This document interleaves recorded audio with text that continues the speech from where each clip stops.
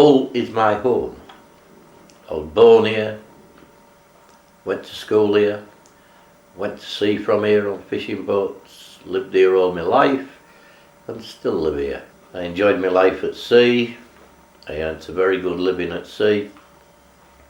Unfortunately, it all came to an end. That's the way things are. Hull was built on the fishing industry. Most of the West Hull population worked one way or the other for the fishing fleet and the fishing industry. 90% of the time you left school and you went straight into a job that was associated with the fishing fleet. You know, myself, I left school at 15, I went down the dock, I signed as a galley lad and then completed my first trip to sea on the Kingston Peridot. And I got paid £1 a week, of which they stopped 10 shillings expenses from me for my store bill. Gradually the money did go up and did get better, but it was another 6 months before I got anything of a decent wage packet.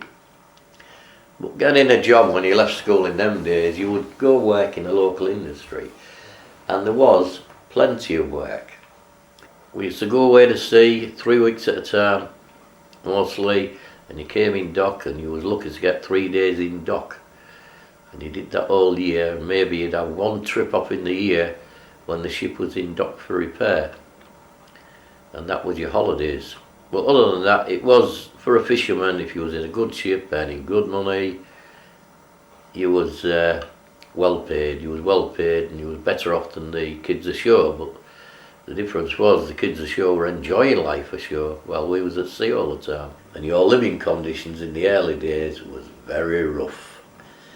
You lived in a bunk. You slept in this bunk, and there could be 10 men in a cabin.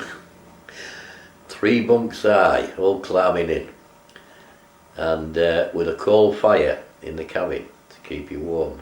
When the girls left school, they usually got jobs in shops. They went to work in Woolies and places like that, and shop assistants, but a lot of them went into the fish factories, where there would be nailing boxes down and things like that and weighing fish off. Queen's Gardens, that was the old Queen's dock, but that was filled in years ago, and of course have turned it into a garden area now with William Wilberforce on it, and galfish ponds and a leisure area. And the Wilberforce house on the riverside, and that's a museum now. That's a museum piece. You know, people can go around there and take a look.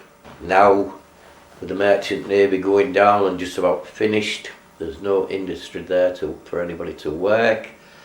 In West Hull there's very little industry for people to work here. Unless industry is brought in Hull, I don't see much of a future for it, because there's nothing here to make a future. I suppose I was lucky in that way. I kept going all my life and was never shipwrecked.